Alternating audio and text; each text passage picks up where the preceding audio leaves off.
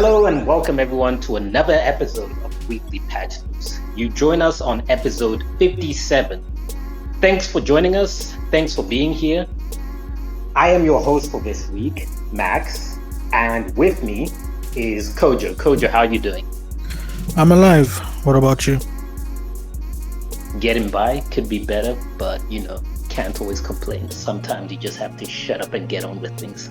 Otherwise, Tommy is not available this week as it is Easter, so he has some what's the best way to phrase this?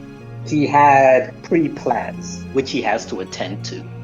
So you can expect to have him back hosting and doing all the shenanigans that he does in the next episode. With that said, let's get on to things. Let's have our weekly tidbit. So, starting off with admin and announcements. Kojo, do you have anything you would like to share?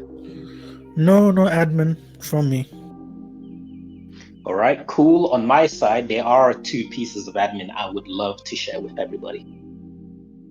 So, the first thing I want to mention is Twitter. How the platform, I believe, was it last week or last episode or the previous episode, where I was complaining about more bots and more spammy tweets appearing. You remember that? I do, yes.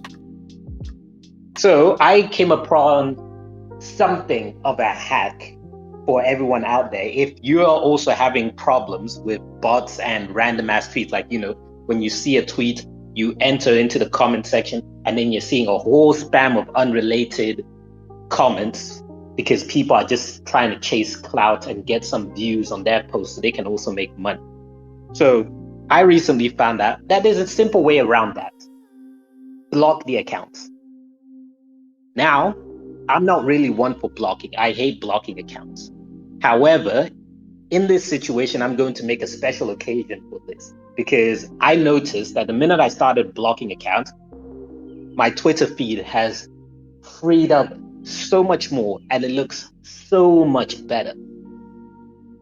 So I encourage those listening that if you want to make your Twitter feed look better, if you want to clean up your Twitter feed, start blocking people's accounts, the ones who are posting dumbass shit, which is unrelated. Because there's also the other option of muting accounts, but that is not as great. So if you mute an account, you're still going to get like a small post which says this account has been muted, or you're not seeing this post because it's been muted. But if you block, they completely disappear. You're not even going to see them or be aware of them. Hence why I'm encouraging everyone to block. If Musk isn't going to clean up his own Twitter, then we might as well block things. Although, with that said, I do recall that supposedly Musk is looking into banning the block feature in replacement for a strongly muted feature. I swear this guy is just making the platform worse and worse. Anyway, enough about that. So if you want to get rid of all of those spammy only friends posts and other crap like that, block them.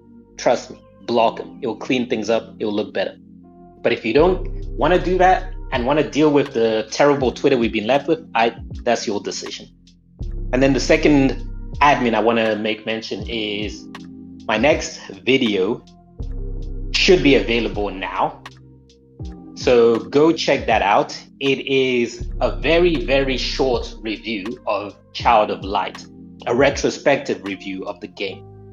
Give that a look at, give that a like, give us a follow as well if you enjoy it. Hell, you might as well give us a follow right now. But yeah, that's that. So, getting into things, we start off with a gaming news. This week, not much has happened, but I'll mention the things which I thought were noteworthy. So we start off with Embracer Group. In its ongoing financial troubles, they have officially sold Gearbox Studios to Take-Two Interactive for $460 million. That means Take-Two, who already owns IPs such as BioShock, NBA 2K, GTA, and Red Dead now also own Borderlands, Duke Nukem, and more. And with this being said, it was also confirmed that Borderlands 4 is in development. Kojo, do you think 2K will ever do anything with Duke Nukem, or is that one of those IPs which is just gonna gather dust and never be utilized? When I heard the story, I actually was... I mean, I don't know why I thought that after Forever, Duke Nukem Forever, the IP just disappeared. But I saw that, oh yeah, Gearbox still has that IP. And then I was like, you know what? Like, we had that conversation of, can Duke Nukem work in today's day and age? Yeah. And to be honest, if he's going to come back, he's not going to come back in the way that people know him. And because he's not going to come back in the way people know him, if he does come back, people are going to be upset that he's not what he used to be. You know what I'm saying? It's probably going to be another Saints situation.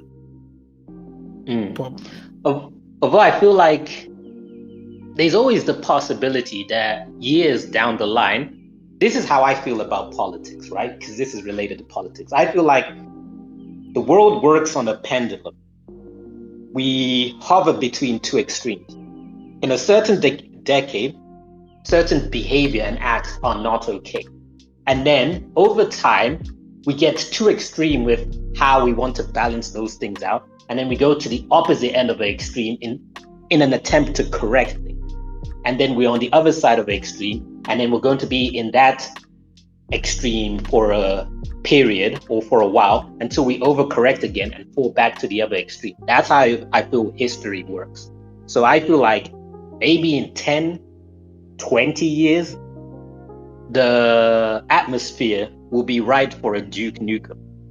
Because I'm already seeing things shifting in that direction, like how the whole snowflakes and people are tired of liberal extremism and all of those different things and their reactions to that. But it's on the smaller side.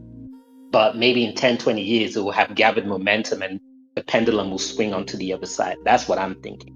Anyway, there's also something else I wanted to mention with regards to Duke Nukem.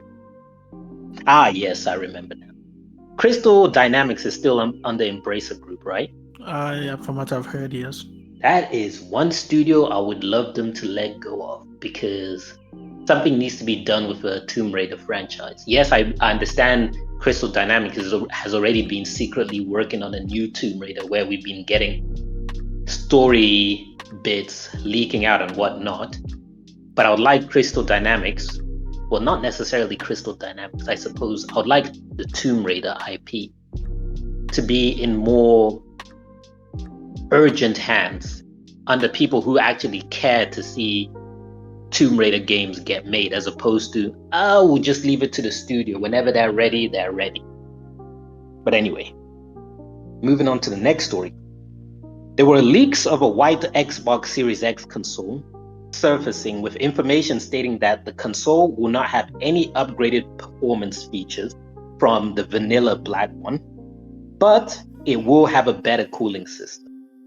This white version is meant to be all digital version, and it may come out later this year.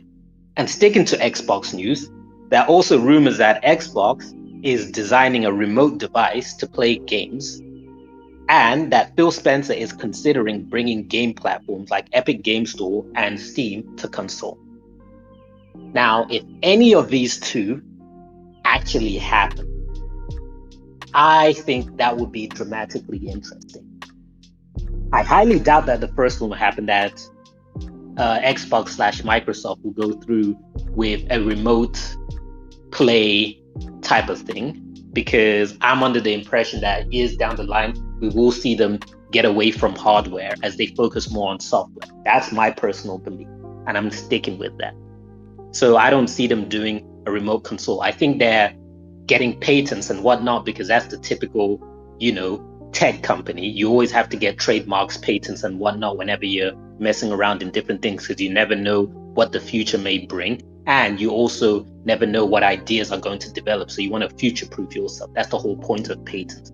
It's not necessarily we have a great idea that we need to execute now. It's now we're trying to future-proof ourselves in case of the direction technology goes, and this becomes relevant for that period.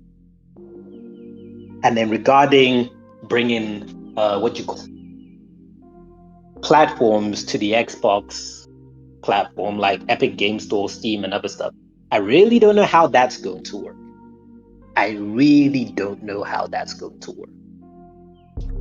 But it'll be interesting to see if it gets realized. And then talking about jumping from Xbox, switching to Sony or PlayStation. By the time this video goes up, the Jim Ryan era for Sony will have ended, as Hiroki Totoki will have taken over as the new CEO of PlayStation. And with that stated, I would like to contemplate as to the CEO usually brings his vision and ideas to the company, and it follows what he believes is required. Like with Jim Ryan, that's when we got the push for live service games. So the two things I want to highlight is, or reflect upon, is one, how long is it going to take for us to exit the Jim Ryan era and enter the new era and direction for PlayStation? Because, you know, with all of these transitional things, it's never an immediate thing. It takes a couple of years for the effects to finally start taking effect. For example, Microsoft purchasing Activision Blizzard. How long has that been now? But we're only slowly seeing the effects coming into effect.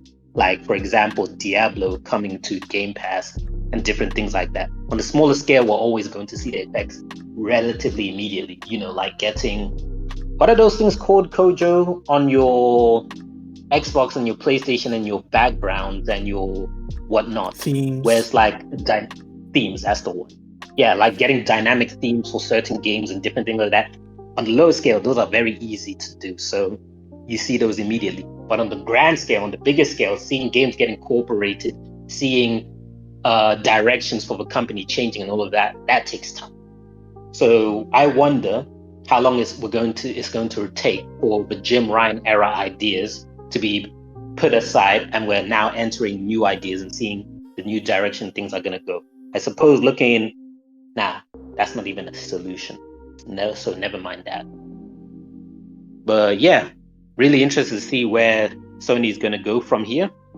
And then to end off the gaming news section, I shall bring up a fragment from the News Blitz, because I don't really have anything from the News Blitz except this one thing. So I'll say here, scheduled for December this year, Sonic 3 has finished filming. So I guess we can expect the trailers to begin coming out around summertime. And for those who are not in Western regions or familiar with Western timelines, that's June to August, where I personally am expecting we're going to see the first trailer, and then probably see more trailers like September, October, to hype up the movie in December. And that's it from the gaming news from my side. Kojo, do you have anything you wish to share? One thing. Sticking with, well, not sticking with, but yeah. No, I was just saying some lyrics, spitting some lyrics. You said one thing. What comes to your mind after that? Linkin Park. Yes. Yeah, I figured.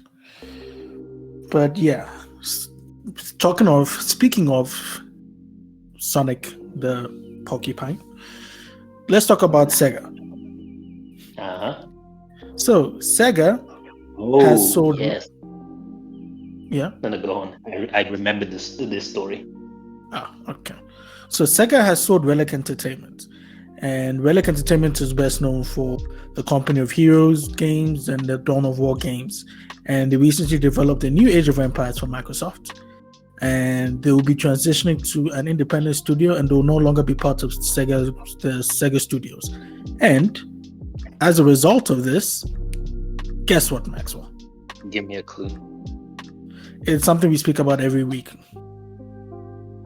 Job slashes. Yep. Guess how many jobs are going to be lost this time? Are we talking percentage or number? Number. Is it on the high side or the low side? It's Well, they say they're cutting the rules across Sega Europe, Creative Assembly, and Sega Hardlight. So I say it's in the like, if you're comparing it to the Microsoft layoffs, it's incredibly small. But I still think it's a sizable amount. Okay, so I'm gonna go with 175. That's a very good guess. It's 240. Ah. Okay, well, since you brought up the topic of job slashes, there's what's that company called? Something Affinity or Affinity something, who slashed like 25 or 10 people because they supported Call of Duty, Halo, and some other games. They're called something Affinity. Something Affinity. Yeah, part of a name. Aha. Certain Affinity. Genuinely never heard of them. Yeah, neither had I. They've gotten 25 jobs have been axed, and it's their first time in their 17+ year history. Yeah, that sucks. But yeah, so yeah, that's pretty much it for my Sega story. The newly appointed head of Sega Europe, Jürgen Post, he said, and I quote, "Sega is working closely with Relic on this shift, and we wish them the best for the future," end quote. And yeah, that's pretty much it for my news. There's nothing else to talk about. People have come out and said some things. The heads of Sega and people like that, they've come out to try and not downplay, but to try and, not sweeten, but what's the word I'm looking for? To try and just calm people and be like, yes, this is happening, but we're helping. And yes, exactly. So yeah, that's it for my news. Yeah, I just found it funny that when I heard that story, I was like, didn't these guys just recently buy, what was the company called? Rovio, the Angry Bird studio. Oh yes, I forgot about that deal. No, I still remember it because I always see some Sega tweets where at their offices they've got like statues or small whatever the other word for statue is of the mascots. So they added the red bird into the headquarters next to Sonic and some other mascot. Oh, I see. But all right. So we now move into the gaming corner. Kojo, hit us. Okay, releases of the week. Let's start off with a game called Acolyte of the Altar, released on PC, released on March 25th, 2024. Next up, we have a game called Bulwark Falconer Chronicles, released on PlayStation 5, Xbox Series, and PC, released on March 26th, 2024, currently sitting at a 70 on Metacritic. Next up, we have a brand new South Park game, which I actually didn't know was in the works until like earlier this year, or like a few weeks ago, can't remember. But yeah, the previous South Park games were actually a hit, so this one I didn't know if it was going to be a hit. Like, I literally didn't know it was happening until I saw some content creators talking about it and then playing it. But yes, so South Park Snow Day, released on PlayStation 5, Xbox Series. Hold on. Mm-hmm. You didn't know about Snow Day? It's not that I didn't know about it, but it's like I knew about it, but I guess I knew about it, just slipped my mind. And then when I heard about it again, I'm like, did I know about this thing? Because again, I'm not really a South Park guy, so yeah, neither am I. But I knew about this game. But what I didn't know was when it was releasing. I thought it was going to release towards the end of the year, given the title. Oh, yeah, that would have been interesting, actually. But it would have made more sense, like a festive season type of game. Yeah. But no, it was released on March 26, 2024 on PlayStation 5, Xbox Series, Switch, and PC. What is his Metacritic score, Maxwell? 77. Okay, 77. It's currently sitting at a 61. Damn, that's even worse than I thought. I was being optimistic. I was like, at best it's a 70 something. At worst, no, I was like, at best it's a high 70. At worst, probably low 70s. I was not expecting 60s. 60s is as good as this game is trash. Unless you're from the fan base, probably don't waste your time with this. Yeah, the other games did very well. The other two did very well. So to see a score like that's this, part of the reason. That's part of the reason why I was thinking 77. But yeah, next up, we have a game called Open Roads, released on PlayStation 5, Xbox Series, PlayStation 4, Xbox One, Switch, and PC. Released on March 28th, 2024, currently sitting at a solid 70 on Metacritic. Then we have a game called Outward, released on Switch on March 28th, 2024. And then finally, we have a game called Pepper Grinder, released on Switch and PC on March 28th, 2024. And that is it for the releases of the week and the Gaming Corner.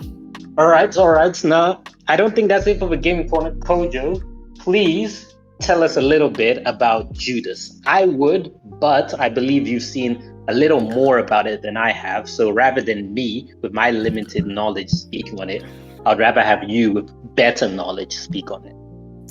Okay, so Judas, I think the best thing for me to say is, what do you want to know?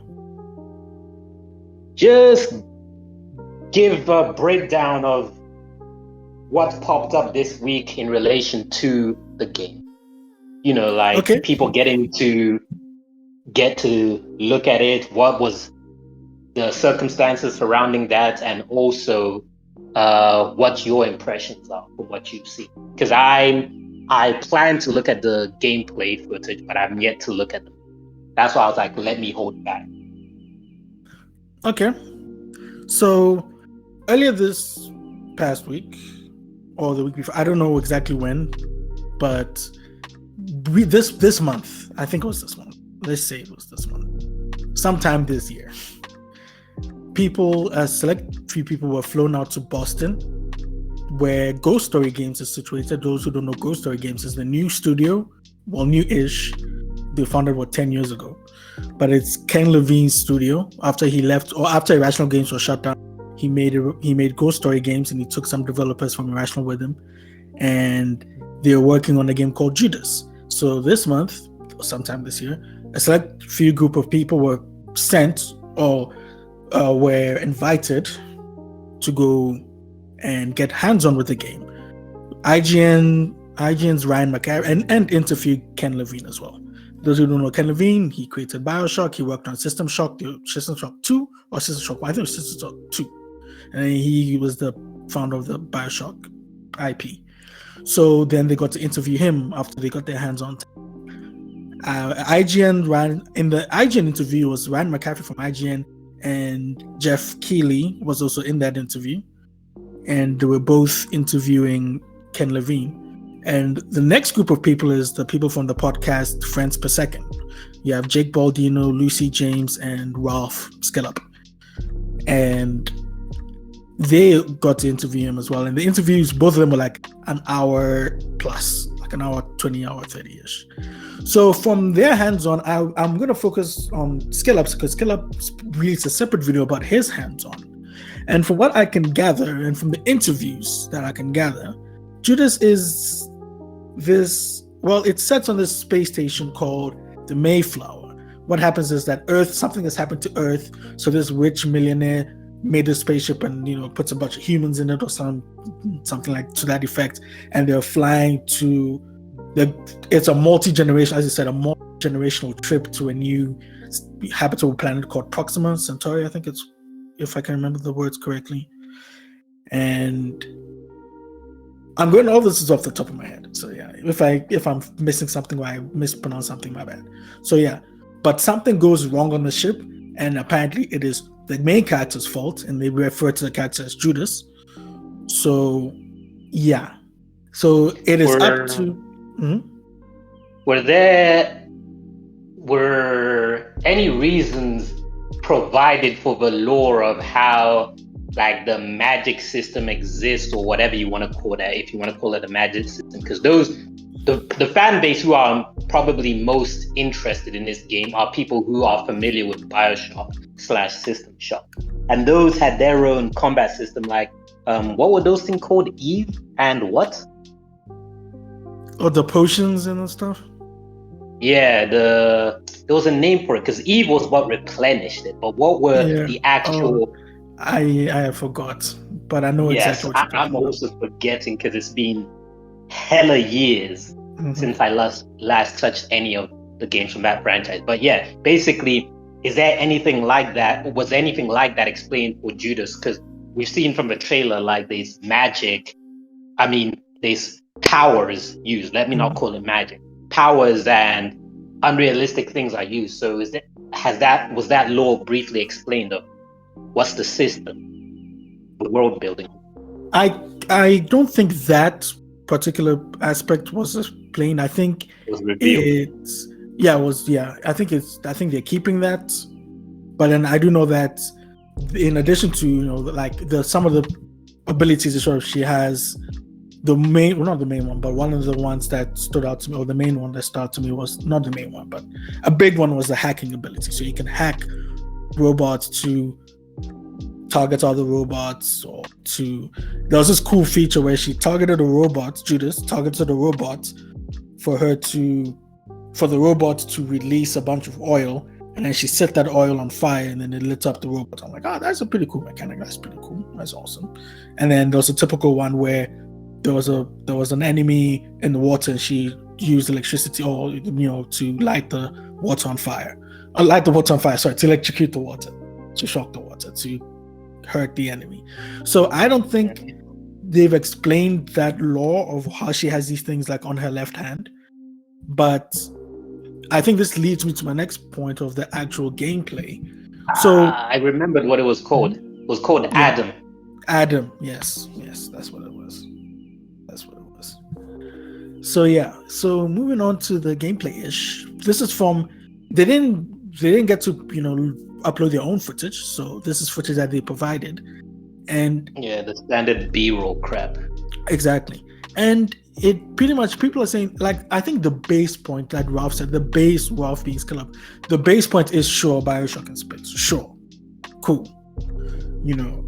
That's like, going in. But then, it's more than that, because there are different gameplay mechanics. For example, the world is semi or pseudo, I think it says pseudo procedurally generated.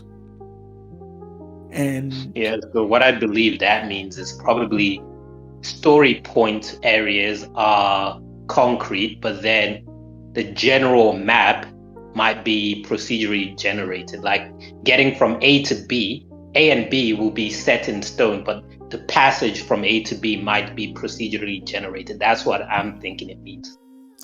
Yeah. I think so. I think you're right. So in addition to it being procedurally generated, as in the way as Max explained it, which is probably how it's going to be, Skill Up said something that as soon as he said it, I'm like, oh no. At least not oh no, but I'm like, yeah, okay, cool. And that's the fact that it's going to be a roguelike or roguelite. But Ken Levine didn't call it a roguelite game. He said it's he said it's a Judas game. Whatever that means. Oh my gosh. I hate it when people try to coin their own terms for something. Yeah, like a Strand type game. But I've also seen some people in the comments to some of these videos, because I watched GameSpot's video where they had their journalist and she was explaining what it was to a fellow GameSpot journalist that was sitting down and she was explaining it. And I saw in the comment section where people were like, the minute they heard the roguelite thing, they're like, oh, hell no. Yeah. They lost interest. And I'm also of the same mind of, bro, I just want a strong experience, which is narratively driven, where, because supposedly part of the whole Judas thing is subsequent replays are discouraged when you have something which is baked in. But I disagree with that. I think it comes down to how good your world building is, because I might already know the story. Might know the hits and the points, but if you've built an environment which is very entertaining, very intriguing, rife with discovery, I will be playing over and over because I'll be like, oh, last time I was a pyromaniac. This time I want to be shooting lightning everywhere or using a water-based attack or something like that. Because that's all. Because I found it funny when I heard that, because I'm like, but BioShock was very linear, but its replay value was very high. Like, I played that game into the ground because I really loved that game. And at no point in time did I feel like, I'm sick and tired of this game. It's still a game I can go back to today because I just enjoy the story points and different aspects to it. So I think Judas going for that is a miss, because I feel like when you're doing roguelites, you have to now take a step back where when it's like a linear experience, I feel like you have to be more involved to make sure it's not boring for the player, to make sure the player isn't like, okay, I can switch off half of my brain because I know each area the enemy is going to come from, and I know what attack to do at this point, which will have the most bang for my buck. I feel like you have to be more involved in the level design to avoid that. But then when it's that whole procedurally generated and things like that, you need to take a step back and trust your system that is going to create something very engaging. And I don't think Ken Levine has that ability to. So for me, it's a red flag hearing that. I feel like his talent is more in controlling the different elements of the level design, and him deciding now we're going to step away from that. I'm not hopeful for this game. We'll see. I mean, I hear your concerns, but yeah, we definitely will see. But then I was thinking about it, and I'm like, usually when I have red flags over a game, it's very rare when those red flags are wrong. Yeah. I don't know. I heard roguelike and I took a step back as well. And with the procedure generated, I didn't get through a lot. I didn't get through BioShock 1, but I did finish Infinite. And one thing that stood out to me of Infinite was the world of Colombia. I could tell how much love they put into every single corner, every single dustbin, the environmental storytelling was dope in Colombia because everything was handcrafted. So with this whole studio generated procedure, you know what I'm saying? I don't how much care and how much hand crafted is going to be there. So that's my concern as well, because I feel like with that stated, if you look at games like Enter the Gungeon, if you look at games at Dead Cells and different things like that, you take a step back from handcrafting to let the weapons and the levels speak, because you can't really have like a narratively driven thing with those type of games, because the entertainment is coming from the level. So now when you try to have a narrative on top of everything, I think you're setting yourself up for failure, personally. Yeah. It's Ken Levine has this thing called narrative Legos that he's talked about many times. He did a GDC talk 10 years ago about narrative Legos, and to this day, he in both interviews, the IGN interview, he also the interviews brought up narrative Legos, and to this day I do not understand what it is. Like, it's one of those things where I can try and explain it, but it'll be wrong. To me, I feel like people who speak at conferences are just full of themselves, honestly speaking. Because I also feel like they're mostly oil sales snakemen, or whatever the term is, snake oil salesmen. Because a lot of these guys are very good talkers to boost a product they're trying to get to the world. So they're obviously going to be saying all the right things for it. Like Peter Molyneux comes to mind. Phil Spencer comes to mind. Todd Howard comes to mind.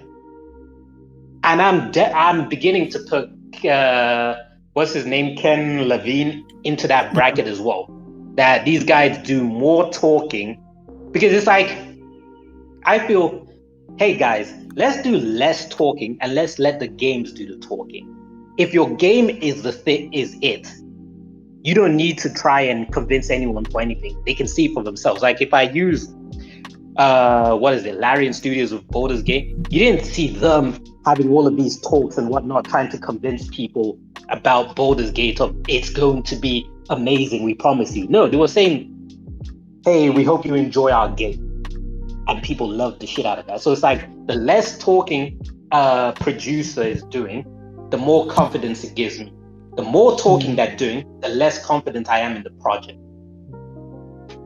Yeah, I hear you. It is, yeah, he has been doing a lot of talking. I mean, yeah, but let me just the roguelike aspect. So what happened was Ralph was saying that he didn't expect it because he died, and then the game was like, oh, you lost all your guns and all your progress. And it's like, what?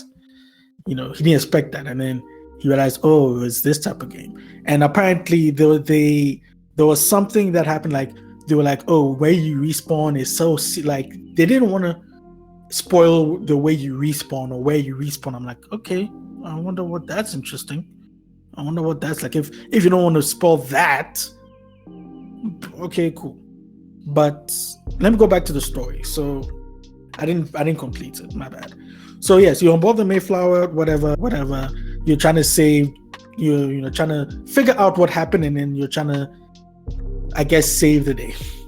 But you meet what they call the big three, or the three. I think they are the big three. It's Tom, Nefertiti, and Hope. So Tom, voiced by Troy Baker, I believe you told me this, Maxwell. Yep, I'm not happy to hear that he's in another video game. I'm sick and tired of, who is it, Troy Baker, and who's the other one? You said Nolan North. Yes, those are the one. And then, what was that other female voice actor you really like? Who, Laura Bailey? Yeah, I'm sick and tired of these people being in every fucking project. The big three. But yeah, so you have the big three. Imagine if they got them to voice act the big three. I was actually thinking the same thing, but then two of the big three in this game are. So, unfortunately, that doesn't work. So, yeah. So the big three: Tom, Nefertiti, and Hope, and they each had roles on the Mayflower. So Tom was head of security, who was in charge of making sure the Mayflower got to where it got to, and security about the ship, whatever. Nefertiti was the ship's doctor, and Hope was the ship's counselor / therapist. And each of them have differing goals and stuff like that. So what you can do is, along the game, you align yourself with either one of them as the game goes on. So you can do missions for them, they'll help you, and some will hinder you. So the examples that were shown that we saw in gameplay, which is cool, because there's one thing to say it, but it's another thing to see it happen. So in the gameplay, what happened was you were fighting enemies, and Hope showed up, like a hologram of Hope, because they're all holograms now. I don't know if they died and then holograms stayed behind or something. I don't know, but they're all like holograms, that sentient holograms. So what happened was Hope showed up and she jumped on the turret and she was killing other enemies for you. So that was like, okay, you did something for Hope and now she's helping you out. Then another situation, you were going down a hall and then the door just locked in front of you and you saw Tom on the other side who waved at you, and you realized that, okay, you fucked over Tom and now he's locking your progress. So now you have to find another way to go around. And I'm like, that's actually pretty cool. Like, that's an interesting concept. Because that could be very annoying or very awesome, depending. No, I do think it's an interesting concept, but I really, really question how ingrained. Yeah, exactly. That it might just be in key story segments of, okay, as opposed to just you enjoying your random game and then going to one of their territories and then be nah, I'm not having it. As opposed to, oh, okay, one of the big three requires you to go to this section, and then one of the two is like, hey, you didn't do this thing that I asked for you, now I'm gonna get in your way for this. Yeah, that's what I'm trying to say. I feel like this is probably going to be more aligned with the story beats as opposed to it being random moments in the game. Yeah, I hear you. That's something that Luke Stevens also pointed out. He was wondering how deep it goes. Because one thing he mentioned, Luke, he was like, this game, I don't know if the game itself has been cooking for 10 years or it's gone through different iterations. I'm sure there's gone through. I don't know if as soon as they left Irrational Games 10 years ago, bang, they started working on Judas. It's probably gone through different iterations because the same thing happened to BioShock 3 where the final product that we got was a shell of what they originally wanted to do. So it wouldn't surprise me with Judas if they were going through troubles landing down an idea. And then you mentioning that also brings up another factor that I was thinking of, which I forgot to mention of long development windows are never a good sign. Yep. Luke agrees with you 100%. He's like, the longer development is, the worse the game will come out. Because it's like there's a lack of leadership, lack of direction, what's happening, how's it taking you? People are probably moving in and out and wanting to implement different ideas. Yep. And you've seen them in games like Skull and Bones, for example, like to a more recent extent, Suicide Squad. To an old example, we've seen it in Duke Nukem. Man, I still remember. I was in high school. I remember that game coming out 2011. That's a story for another time. But yeah, with Judas, I think that's pretty much it. I've covered everything. The big three: roguelite, Mayflower. Yeah, that's all they've revealed for now. But I urge people to go and watch the Frames Per Second video, the IGN video, the Skill Up video, whichever one you want to watch, either or. I think the interviews go in depth. If you can treat them like a podcast, just put them on, work, gym, workouts, that type of thing. But yeah, any more questions about Judas? No, not really. Maybe, I doubt they mentioned it, but was there any kind of inkling to a release date? Like, is it years away or what? Because I saw somebody, the GameSpot journalist, mentioned that she put it as a disclaimer that the clip she got to experience was like a pre-alpha or something like that. Yeah.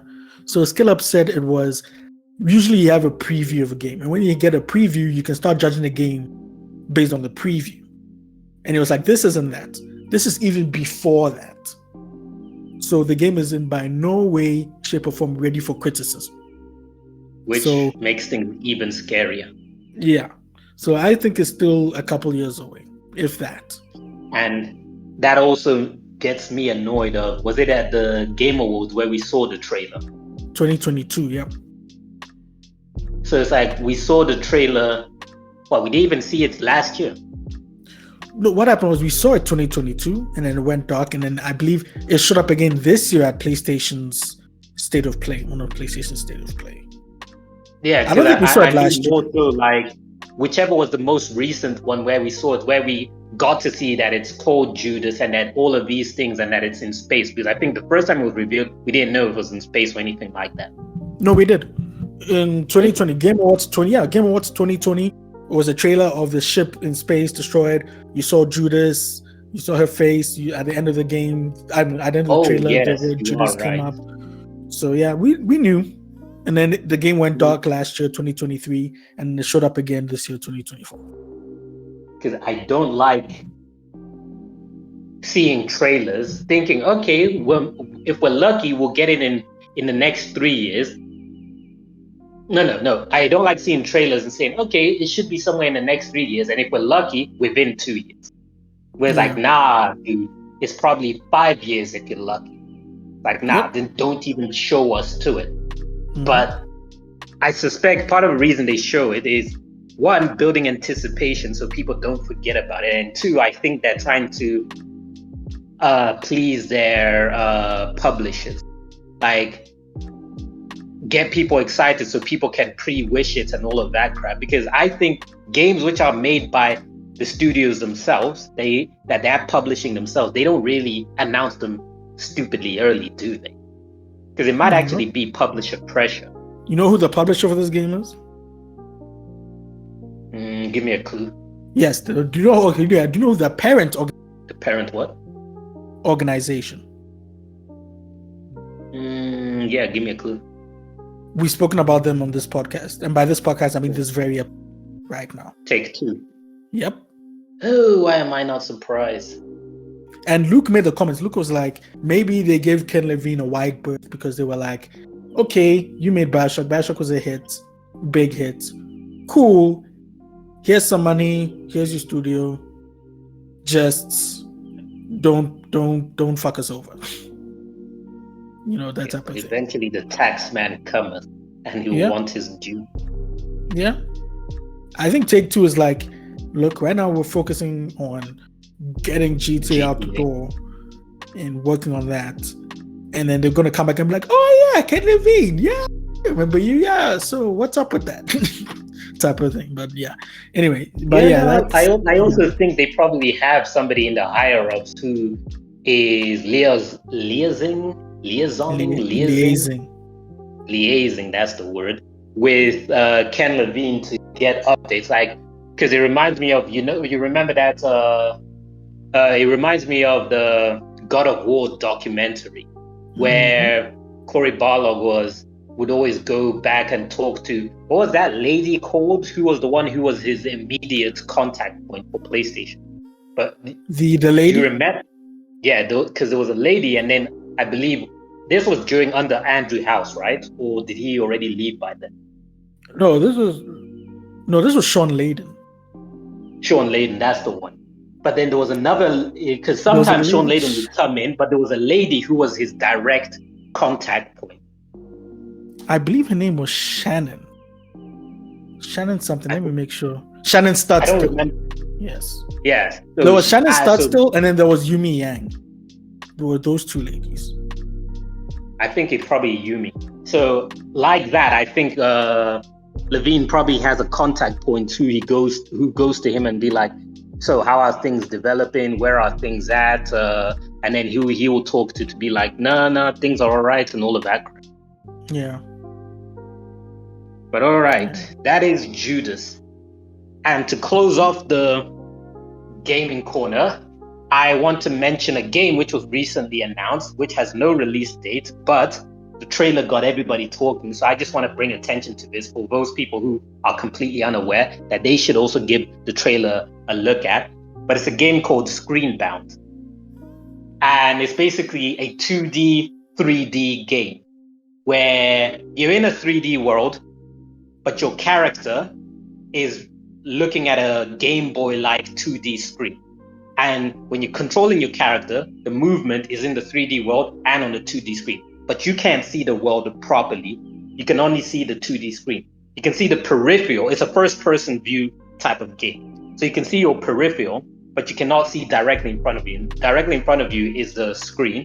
So whenever you make movements and stuff like that, on the screen, you're seeing your movement translated in 2D. But in the world, you are moving in 3D. So it's a kind of very interesting concept, which I encourage people to check out the trailer because my explanation is not doing it justice, but it's worth to look at because I think that's going to grab a lot of people's attention. And if a game is done right and it's actually lengthy enough, I think this is actually going to be a smash hit. That's my speculation. I could be way off, but I'm going to give this game an 80 something on Metacritic. Just off of a trailer. But all right. So that's that with the gaming corner. So if you've still been sticking with us, thank you for listening in. Remember to like this episode, subscribe if you haven't already. Every week we are around giving you weekly tidbits, gaming tidbits, telling you what's in the gaming world. And with that said, let's move on to the next segment. We are talking about content creation. Rumble, Kick, all of those content creators and more. Kojo, do you have any news for us on this department? A couple. All right, let's give it a listen. So let's start off with Twitch itself. So there have been a bunch of Twitch metas. And by Twitch metas, when I say Twitch meta, is basically what is the prevailing... How do I explain what a meta is? basically the trend. What the trend is at the time, the most popular trend, or the trend that will get you clicks, and that's what we call a meta, the Twitch meta. So when it came to on the women's side, I don't want to say on the women's side, it makes it sound sexist, but what this, okay, so last year or earlier this year, a Twitch streamer called Morgpie started the topless meta. Tommy spoke about it, the topless meta, where the camera just cut above the breast area, but you could tell they were naked underneath. But the camera just cut up there, and you know, it was provocative. They knew what they were doing. She started, a bunch of other people started it. She got banned. A bunch of other people got banned for it, and then Twitch came out and revived. You know, that to, you know, do a bunch of changes, and then people came out and were exploiting those changes, and Twitch walked it back. And you know, and so yeah, so people have been trying to find a new meta. And what happened was, there's this one streamer called Strawberry Tabby who had two cameras. So she had a camera focused on herself, her body, her front, and she was wearing the tightest bikini ever. Like, they were like 3 sizes below her actual size. Like, her boobs were practically falling out of these things. But anyway, I'm not judging. So she was wearing that, and then there was a camera focused on her backside. And by her backside, I mean her behind, her butt. And by her butt, I'm not just saying when these things are happening. dude, you get a Twitch. No, you don't even need a Twitch account. Just be on Twitch. But yeah, I think I'll send you this picture so you can understand what I'm trying to talk about. The camera wasn't focused on her butt, just like, oh, you know, her butt. It was literally up her butt crack. The camera was focused up her taint. Like, it was, I mean, she was wearing underwear. I really didn't hear anything about this, because the only one I know about, the only Twitch meta I know about, was the whole thing of having the green screen placed on people's derriere. Yes, that was Morgpie did that as well. I was going to mention. And then, so you had the green screen, and then you had the Fortnite play that as well. And then but this new sounds more interesting. Yeah, which one? The butt crack one? Yeah. Yeah. So yeah, no, it was bad. And I remember Moist Critical did a video on that, and YouTube age restricted it, I believe. And yeah, I think I'll send you some stuff, Maxwell, for research purposes only. News purposes. Of course, research purposes. Yep. You know, we must study our topics. Yep, down to every minute detail. So Twitch saw this, and they banned her for a while, and then she was unbanned, and then she came back, and she was still doing pretty much the same thing.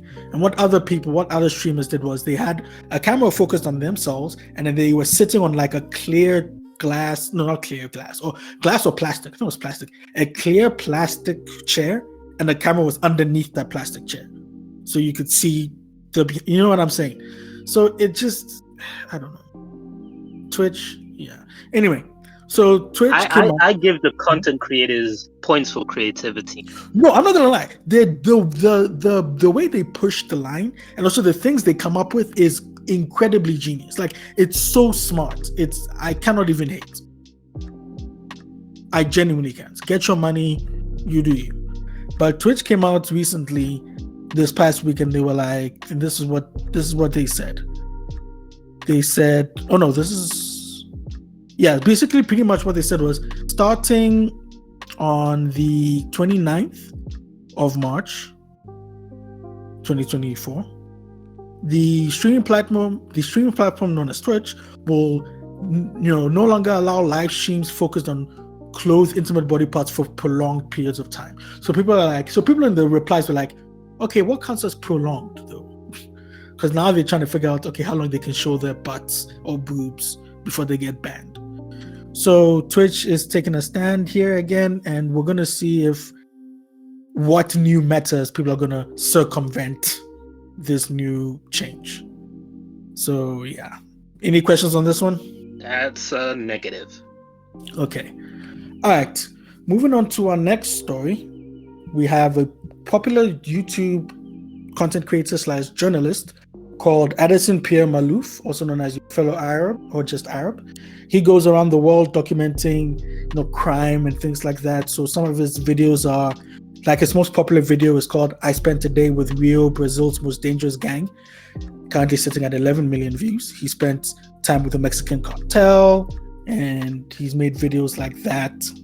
So he's known to go into these areas to do some reporting.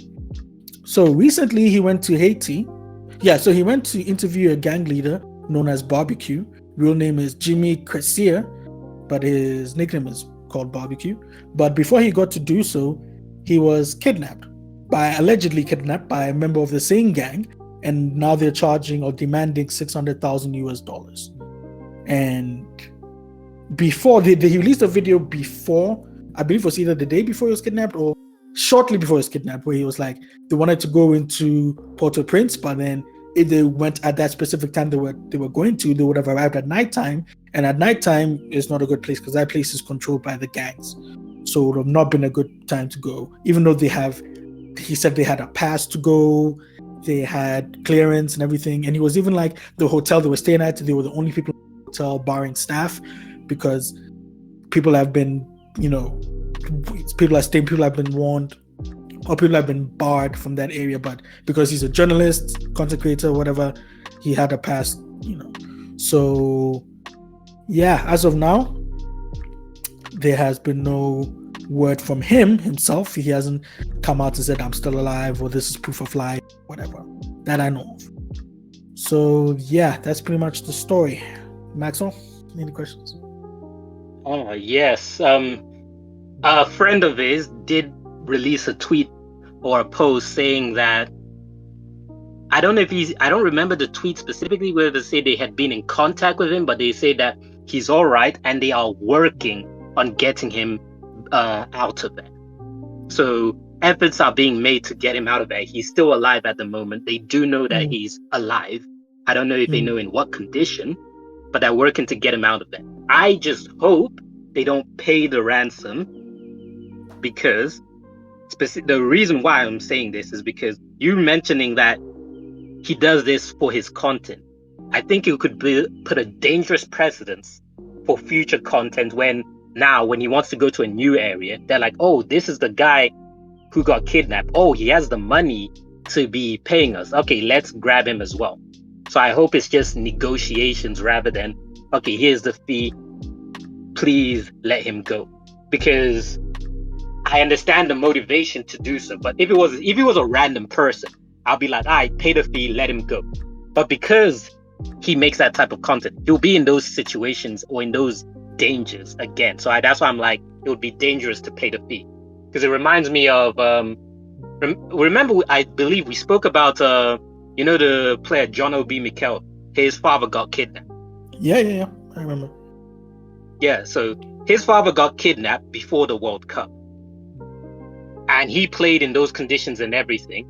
And they paid the fee that was being asked for the father to get released. And the father got released.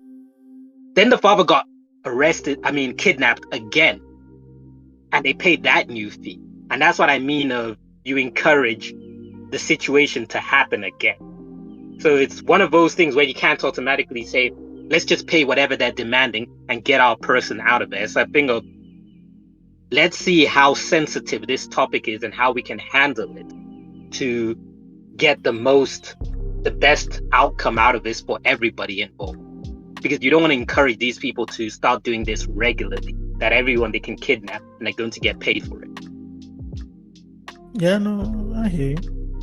That's the only added comment I wanted to give on the situation. Okay. You got more content creating news? I believe that was just a Twitch, Meta, and then YourFellowArab. No, that's it. All right, so I might as well just give some updates on Johnny Somali, who got his ass beat. People should check that out. I'm not going to go over the specifics. I'm just going to go a gross summary of events where this dude went out of Japan. He went to Thailand being a menace. The Thai people and Japanese people in Thailand weren't having it. So he bounced from Asia because he can clearly see that there's no love for him in Asia. Shout out to Asia. I hope you don't get a negative impression of black people because of this idiot. He decided to next go to Israel to spread his buffoonery. And while in Israel, he was streaming online. He got into confrontations with random people in the country. So kicked him off. for the nonsense he was doing. Supposedly he's been kicked off for a week. So by the time this episode goes live, he might be back already. But his profile is being reviewed where he might be suspended for longer. And so when he got kicked off of Kick or suspended from Kick, he jumped on another platform. I don't know if it was Rumble or something else. I don't know the other thing. And there he got his ass beat again by a random person, but we don't know who it is. So he's just catching L's wherever he goes. But noticing this stuff, it also made me think of how much of a pussy this guy is. I'm just going to outright say it. He goes out there being a nonsense, creating content, being a nonsense in certain regions. But notice he never goes to Africa or never goes to South America. Because if he goes, I suspect he fully understands that if he goes to those places, he's going to end up dead in a ditch. Because people aren't going to be just sitting with his nonsense. So he goes in more controlled, established regions where at worst he's going to go to jail. At best he'll get kicked out of a country, as opposed to at best he'll go to jail, at worst he'll end up with a knife in his gut. I would like him to try his nonsense in Africa, in South America, instead of staying in safe zones like the pussy he is. But that's just my opinion. And yeah, that's it. We'll see where next his degeneracy takes him. All right. So, with that said, we close over the content creator news and move on to esports. Do you have anything to talk about in the esports realm? Just one. So, last week I spoke about how the Valorant VCT tournament, the Valorant Champions Tour, was happening in Madrid. And it's concluded. It concluded on the 25th of March. And the final was between North American team Sentinel and South Korea's team Gen G. And both teams are incredibly, brilliant teams.